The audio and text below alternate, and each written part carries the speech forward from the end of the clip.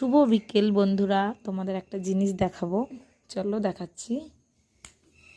এই দেখো, স্নেহা স্কুল থেকে এসে রান্না বাটি নিয়ে খেলা শুরু করে দিয়েছে।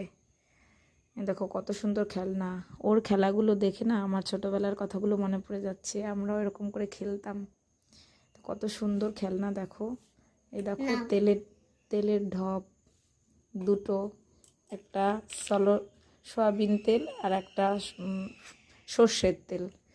দেখো চায়ের কেটলি, তারপর কত সুন্দর খেলনাগুলো, খুব ভালো লাগছে খেলনাগুলো দেখতে।